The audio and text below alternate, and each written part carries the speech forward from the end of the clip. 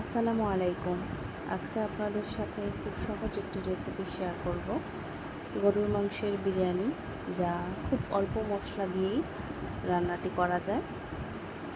যে কোনো সময় রান্না করে মেহমান আপ্যায়ন করা যায়। প্রথমে আমি বেরেস্তা করার জন্য কড়াইতে একটু তেল দিয়ে নিচ্ছি। তেলটা একটু গরম হয়ে এলে আমি পেঁয়াজগুলো দিয়ে দেব।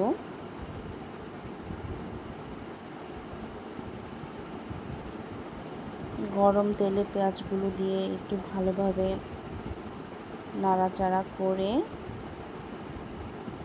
লাল লাল করে আমি বেরেস্তা করে নেব।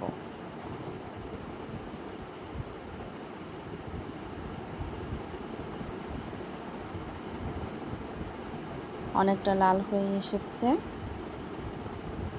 আমি অত বেশি ভাজবো না, তাহলে পেঁয়াজগুলো কালো হয়ে যায়, ভালো লাগে না।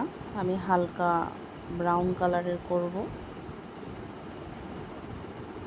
হয়ে গেছে, আমি এরকমই নামিয়ে নেব, তার বেশি ভাজবো না। আপনারা চাইলে আর একটু ভেজে গাঢ় করে নিতে পারেন। এখন পেঁয়াজগুলো নামিয়ে আর একটু তেল দিয়ে আমি ছোট করে আলু কেটে রেখেছি, সেগুলো ভেজে নেব।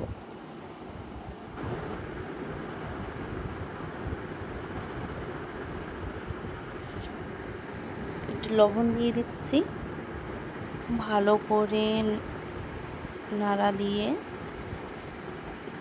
একটু ঢেকে দেব। ঢেকে দিলে আলুগুলো তাড়াতাড়ি সেদ্ধ হয়ে যাবে। কিছুক্ষণ পর ঢাকনাটা উল্টে আবার একটু এপাট ওপাট নেড়ে দিব, তাহলে সবগুলো আলু একইভাবে সেদ্ধ হতে পারবে।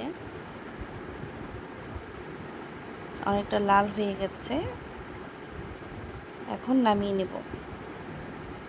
মাংসের জন্য আমি একটি কড়াই বসিয়ে দিয়েছি। এখানে পরিমাণ মতো তেল, আমি একটু কম তেলই ব্যবহার করেছি, যেহেতু মাংস থেকে অনেকটাই তেল বের হবে। পরিমাণ মতো পেঁয়াজ দিয়ে একটু লাল হওয়া পর্যন্ত অপেক্ষা করব।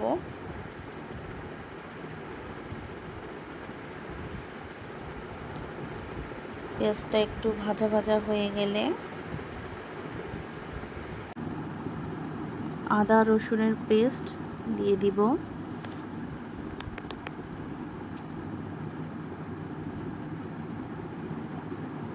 আদা রসুনটা ভালো করে কষাতে হবে, যেন কাঁচা গন্ধটা না থাকে। একটু সময় নিয়ে কষাতে হবে।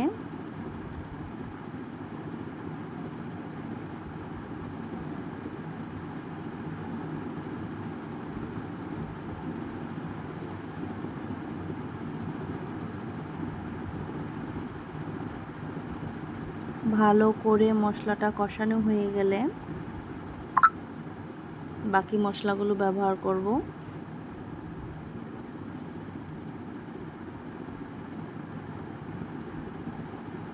একটু পানি দিয়ে নিচ্ছি, নাহলে মশলাগুলো ব্যবহার করার সময় মশলাগুলো পুড়ে যেতে পারে। এখন আমি বিরিয়ানির মশলা ব্যবহার করছি। আমি পুরো মশলাটাই ব্যবহার করব, যেহেতু আমার মাংসের পরিমাণ একটু বেশি। মশলাটা ভালো করে মিশিয়ে কষাবো। কষানো হয়ে গেলে তেল ছাড়বে। একটু পানি দিয়ে নিচ্ছি, না হলে মশলাটা পুড়ে যাবে। মশলাটা ভালোভাবে কষানো হোক।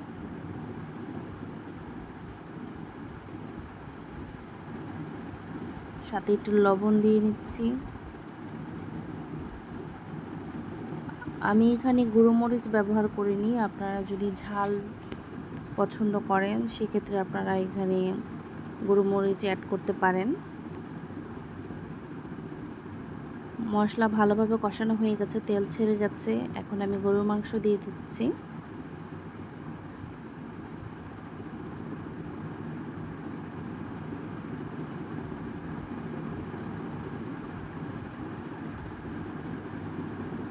ভালো করে মশলার সাথে মিশিয়ে নেব।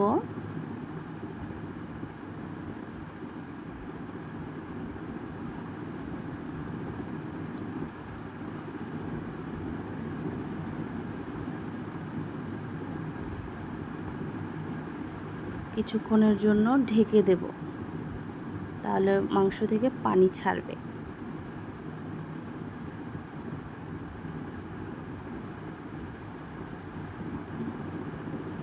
ঢাকনা উল্টিয়ে কিছুক্ষণ পর দেখব মাংস থেকে পানি ছেড়ে গেছে।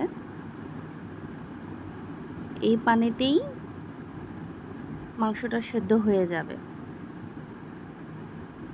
মাংস কষানো যত ভালো হবে, মাংসের টেস্ট ততই বেশি আসবে।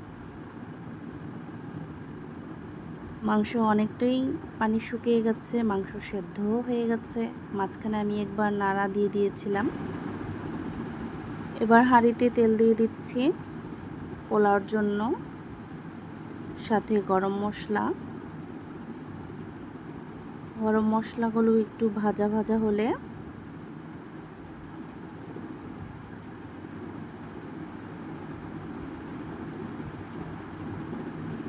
আমি পোলার চাল দিয়ে দেব।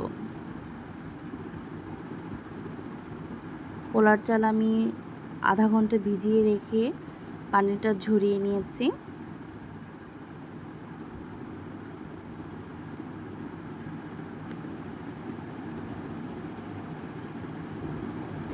চালগুলো ভালো করে ভেজে নিতে হবে।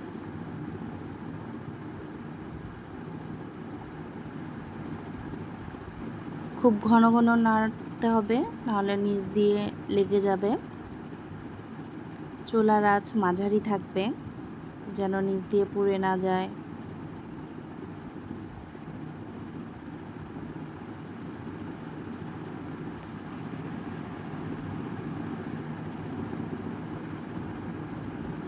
ভালো করে ভাজা হয়ে গেলে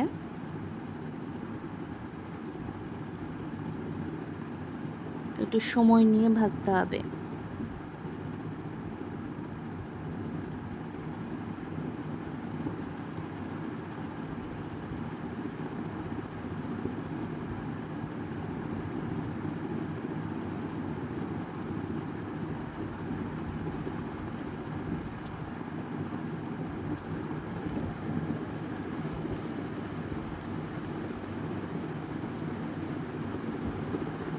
আমি খুব ভালো করে ভেজে নিয়েছি 2 মিনিটের মতো।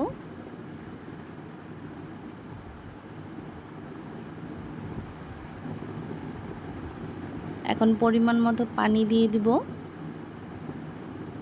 ফুটন্ত গরম পানি। আপনারা ঠান্ডা পানি ব্যবহার করবেন না, অবশ্যই গরম পানি ব্যবহার করবেন, তাহলে পোলাও ঝরঝরা হবে।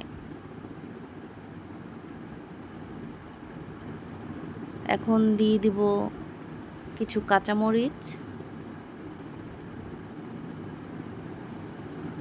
স্বাদ মতো লবণ, একটু নেড়ে দেব। নেড়ে দিয়ে ভলিউম বাড়িয়ে দিয়ে পানিটা মোটামুটি অনেকটা শুকিয়ে নেব। যখন পানিটা অনেকটা শুকিয়ে যাবে, এই পর্যায়ে আমি মাংসগুলো দিয়ে দেব। এখন ভালো করে নেড়ে মাংস আর চাল একত্র করে ভালো করে নেড়ে দেব।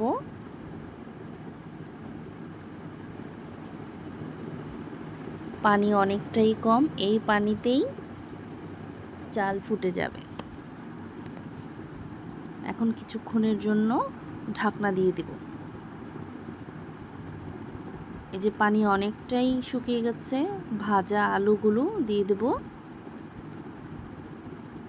দিয়ে একবার নেড়ে ঢেকে দেব।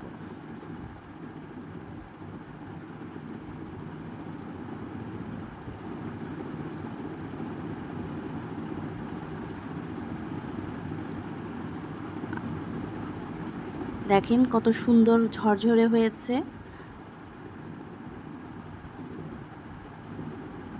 একটু একটার সাথে একটা লেগে নিয়ে একদম ঝরঝরা হয়েছে।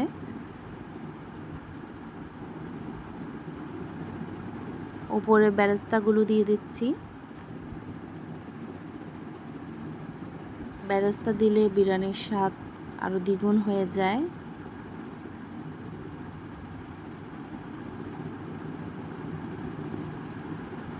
এখন পরিবেশন করতে পারেন। আপনাদের যদি রেসিপিটি ভালো লেগে থাকে তাহলে অবশ্যই কমেন্টস করবেন, সাবস্ক্রাইব করে পাশে থাকবেন।